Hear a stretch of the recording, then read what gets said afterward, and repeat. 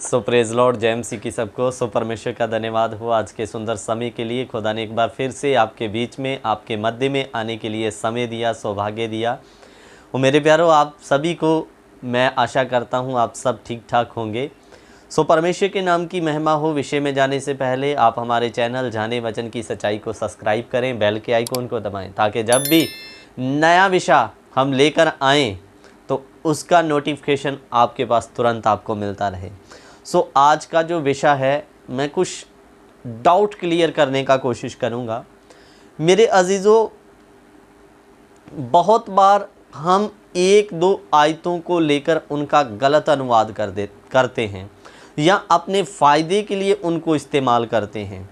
सो आज हम इन्हीं बातों को क्लियर करेंगे कि क्या इन आयतों का अर्थ सच में यही है, वो कौन सी आयतें हैं, मैं अभी आपके सामने में रखूँगा। सो सबसे पहले मैं आपको बता दूं कि दो तरह के पाप विश्वासी के जीवन में आते हैं, जहाँ एक विश्वासी कर सकता है। एक होता है व्यक्तिगत पाप, एक होता है कलीसिया का पाप। सो व्यक्तिगत पाप क्या है? जब आप अपने व्यक्तिगत जीवन में चोरी करते हो, झूठ बोलते हो, व्यभिचार करते हो, नशा करते हो, ऐसी अन्य बुरी आदतें। लेकिन कलीसिया का पाप क्या है? कलीसिया का पाप जब आप परमेश्वर के वचन को तोड़ मरोड़ के लोगों को गलत संदर्भ और गलत व्याख्यान करके लोगों को पाप में धकेल देते हैं, उसको कलीसिया का पाप कहा गया। मेरे प्यारों, कलीसिया को गलत शिक्षाओं, गलत रास्ता दिखाना, गलत रास्ते में केंद्रित करना, उसको कलीसिया का पाप कहते हैं। सो मेरे प्यारों, अगर एक व्यक्ति व्यक्तिगत पाप करता है तो आप उसको अकेले में जाकर समझा सकते हैं, उसका दुनिया में हल्ला ना पाड़े कि तूने ये किया, तूने व्यभिचार कर दिया, ताकि वो आदमी डिप्रेशन में जाकर कोई गलत कदम उठा ले। जैसे दाऊद ने पाप किया तो नथानिएल नबी उसको अकेले में जाकर बोला। मेरे प्यारों, इसी रीति मुताबिक अगर कोई पाप कर रहा है, व्यक्तिगत पाप, किसी ने विचार कर दिया, आपने देख लिया, तो कोशिश करें उसे अकेले में जाकर समझाएं, भाई आप ऐसा ऐसा पाप ना करें, कल को आपके ऊपर दंड आ सकता है। लेकिन एक जो कलीसिया का पाप है, मेरे प्यारों, बहुत बार आपके सामने में 100 व्यक्ति बैठे हैं तो आप 100 लोगों को गलत टीचिंग दे रहे हैं, गलत प्रचार कर रहे हैं। आप अकेले नहीं, 100 लोग आपकी टीचिंग को सुनकर पता नहीं आगे कितने लोगों को बताएंगे। इसलिए इसको कलीसिया का पाप कहा गया। तो जो कलीसिया का पाप है वो सबके सामने प्रकट करना पड़ता है। 100 लोगों के बीच में आपने गलत टीचिंग दी तो हम 100 लोगों के बीच में जाकर उसको सही करने का कोशिश कर सकते हैं कि देखो भाई, ये टीचिंग गलत है, इसके अनुसार फंसकर तुम आग में ना चले जाना, इसलिए सही संदर्भ, सही वचन ये कहता है करके कई बार हम बाइबल में इसको पढ़ सकते हैं। मेरे प्यारों, सो बहुत बार कलीसिया के पाप जो गलत टीचिंग लेकर कलीसिया में घुसता, जब हम उस गलत टीचिंग के बारे में उपदेश करते हैं ये गलत है, तो कुछ लोगों को मिर्ची लगती है। कुछ लोग कहते हैं दोष ना लगाओ, तुम पर भी दोष ना लगाया जाए। और एक आयत लेते हैं, यदि तुम्हारी आंख में तिनका लट्ठा है तो तू अपने भाई की आंख का तिनका क्यों देख रहा है। सो इन सारी बातों को क्लियर करेंगे, ये वचन किस लिए बोला गया और कहां पर लागू होता है। मेरे प्यारों, सो ध्यान देकर सुनना। मैं इस बात को क्लियर करने के लिए कि अगर उपदेश में गलती है तो आपको पब्लिक ही उस पाप को बोलना पड़ेगा कि तुम गलत कर रहे हो या तुम गलत सुन रहे हो। सो उसके लिए एक उदाहरण से आपको ज़्यादा समझ आएगी, आप ज़्यादा उससे क्लियर हो जाएंगे।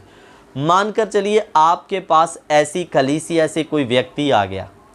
अब हमें पता है यीशु ही परमेश्वर है, उसे छोड़ कोई परमेश्वर है नहीं करके। कोई कलीसिया से, जैसे बहुत सारी ऐसी कलीसिया है जो यीशु को परमेश्वर नहीं मानती है, यहोवा विटनेस हो गया, वो आपके पास में आकर आपको कहे यीशु परमेश्वर नहीं है, वो हमारे जैसा ही इंसान है, हमारे जैसा ही नबी है या हमारे जैसा ही व्यक्ति है करके, तो अब आप जानते हैं कि यीशु मसीह परमेश्वर है। अब आप उसको ये नहीं बताओगे कि तुम गलत हो भाई, यीशु मसीह मनुष्य नहीं, यीशु मसीह इंसान नहीं, वो हमारे जैसा नबी नहीं, वो राजाओं का राजा, प्रभुओं का प्रभु है, वो आद और अंत परमेश्वर है। ये बताओगे नहीं क्या उसको? अगर वो आपके पास में आकर कहे कि यीशु परमेश्वर नहीं मनुष्य है, तो क्या ये कहकर छोड़ दोगे कि मैं दोष नहीं लगाऊंगा उस पर, क्योंकि वचन में लिखा दोष मत लगाओ नहीं तो तुम पर भी दोष लगाया जाएगा। मेरे प्यारो, गलत शिक्षा वाले को सही उपदेश की जानकारी देना, गलत दोष लगाना नहीं। दोष लगाना क्या है, मैं वचन से क्लियर करूंगा। सो मेरे प्यारो, सबसे पहले आप पढ़ ले मत्ती 7 अध्याय, मत्ती 7 अध्याय उसका 4 वचन देख लेते हैं, जो लेते हैं बहुत सारे बहन भाई। 3 वचन,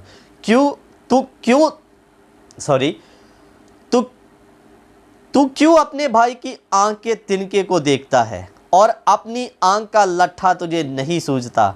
जब तेरी आंख में लट्ठा है तो तू अपने भाई से कैसे ये कह सकता है, ला मैं तेरी आंख से तिनका निकाल दूं?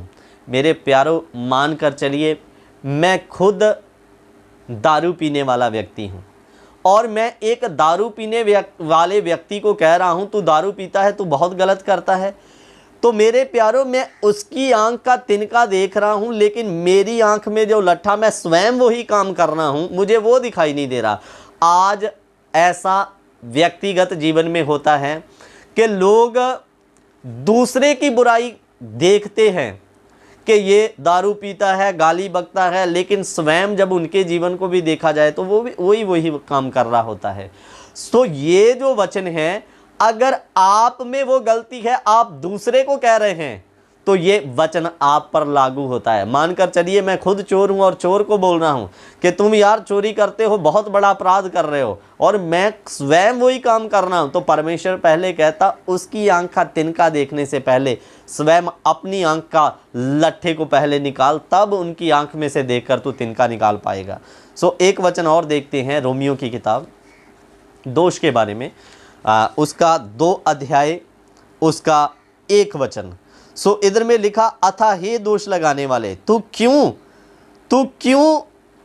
कोई क्यों ना हो, तू निरुत्तर है, क्योंकि जिस बात से तू दूसरे पर दोष लगाता है उसी बात में अपने को भी दोषी ठहराता है। इसीलिए कि तू जो दोष लगाता है स्वयं वह काम करता है। इधर में साफ रीति से लिखा, तू जो कोई भी क्यों ना हो, अगर तू दूसरे के ऊपर दोष लगा रहा है, स्वयं वही काम कर रहा है, तो तू भी तो उसके ही जैसा पाप का भागीदार है।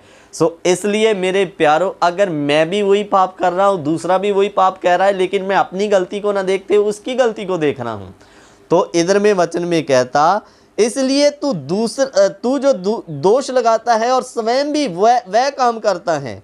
सो आगे लिखा, हम जानते हैं कि ऐसे ऐसे काम करने वालों पर परमेश्वर की ओर से ठीक ठीक दंड की आज्ञा होती है। सो इधर में ध्यान देकर सुनना,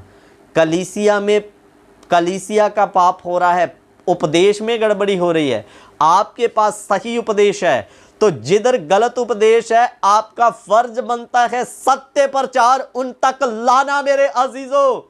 लेकिन अगर व्यक्तिगत जीवन की बात करें, उसके जीवन में भी वही पाप, आप भी वही पाप कर रहे हैं, लेकिन आप केवल उसी को बोल रहे हैं तू पापी है करके, या तू गलत कर रहा है। सो मेरे प्यारो, इस बात में अगर आप स्वयं दोषी हैं तो दूसरे को दोष नहीं लगा सकते। सो लेकिन कलीसिया का पाप, अगर कोई गलत टीचिंग दे रहा है, आप सही जानते हो, तो आपका फर्ज बनता है लोगों को सावधान करना। इधर में यीशु ने स्वयं सावधान किया। मैं एक वचन पढ़ के जल्दी समाप्त करूंगा, मत्ती रचित सुसमाचार 24 अध्याय, जल्दी से निकाल लीजिए।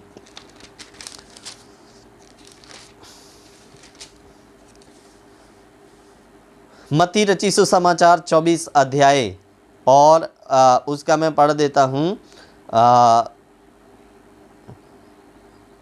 23 और 24 वचन। उस समय यदि कोई तुमसे कहे देखो मसीह यहाँ है, मसीह वहाँ है, तो विश्वास न करना, क्योंकि झूठे मसीह और झूठे भविष्यद्वक्ता उठ खड़े होंगे और बड़े चिन्ह और अद्भुत काम दिखाएंगे, यदि हो सके तो चुने हुओं को भी भरमा देंगे।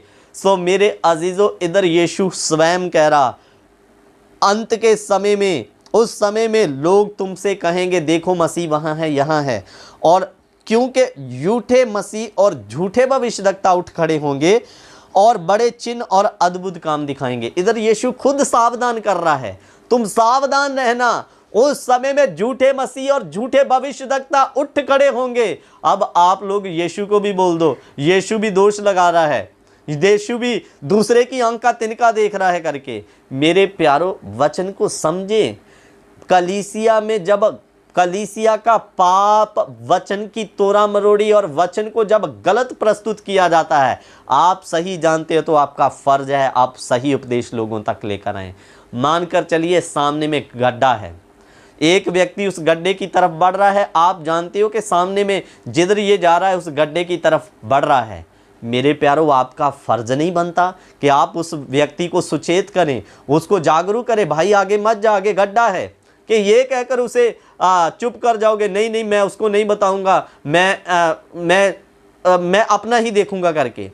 अगर वो भाई गड्ढे में गिर गया तो परमेश्वर को आपको लेखा देना पड़ेगा। जब तू जानता था कि उधर जाने में गड्ढा है तो तूने उसको रोका क्यों नहीं? अगर शायद तू रोकता तो वो रुक जाता। लेकिन मेरे प्यारो, अगर आपने सावधान किया, वो तो भी नहीं रुका, तो इसमें आपकी गलती नहीं, परमेश्वर उसका न्याय उसी से लेगा, उसका लेखा उसी से लेगा कि तेरे को सिखाया गया, समझाया गया, फिर तू क्यों उस रास्ते से मुड़ा नहीं। इसलिए मेरे अजीज़ों, इन वचनों का गलत दुरुपयोग ना करें। दोष लगाने का मतलब ये नहीं कि आप किसी को, अगर वो गलत प्रचार का टीचिंग कर रहा है तो आप उसको सही नहीं बता सकते। आपका फ़र्ज है, अगर आप सत्य जानते हो तो सत्य बताओ। वचन में लिखा, सत्य को जानो तो सत्य तुम्हें स्वतंत्र करेगा। तो आप सत्य बताओगे तभी तो वो शायद तभी तो वो आज़ाद होगा। आप सत्य नहीं बताओगे कि मैं दोष लगा रहा हूँ, जब मैं उनकी आँख का तिनका मत देखूंगा करके, ऐसे करके। मेरे प्यारो, ये व्यक्तिगत जीवन में है, आप भी वही पाप कर रहे हैं लेकिन आप उसमें गलती निकाल रहे हैं, तो वो तब बात, ये वचन आपके जीवन में लागू होगा मेरे प्यारो, कि तू भाई की आँख का तिनका देख रहा है, तू उसको देख रहा है कि तू चोर है, लेकिन तू उससे भी बड़ा चोर है, तो तू अपनी गलती ना देखते हुए भाई की गलती देख रहा है। सो मैं आशा करता हूँ ये वचन आपको समझ आया होगा। सो मेरे प्यारो, दोष लगाने का मतलब ये नहीं कि कोई गलत टीचिंग का उपदेशक या लोग आपको प्रचार करते रहें तो आप हाथ पर हाथ धरे रहकर चुप रहो कि मैं उस पर दोष नहीं लगाऊंगा करके। मेरे प्यारो, बाइबल के सेवकों ने, वचन पढ़ो, आप पढ़ते नहीं हो इसीलिए आपको धोखा होता है। कितनी बार गलत सेवकों को झिड़का, उन्हें डांट लगाई गई, उन्हें फिटकार लगाई गई। बाइबल के सेवक ऐसे होते तो वो बोलते हम तो किसी के ऊपर दोष नहीं लगाएंगे, चलो जैसा करना है करने दो करके। मतलब वचन को कोई तोड़ मरोड़ के प्रस्तुत कर रहा है, गलत सुना रहा है, तो आपके पास सही ज्ञान है तो आपका फ़र्ज है लोगों को जागरूक करना, जागरूक करते रहें। मेरे प्यारो, मेरे तो चैनल का नाम, हमारे चैनल का नाम ही जाने वचन की सच्चाई है। किसी को अच्छा लगे या ना लगे, हम खुल के सत्य का प्रचार करेंगे। हालेलुया। परमेश्वर इन वचनों के द्वारा आप सबको आशीष और बरकत दे। जय मसीह की। God bless you.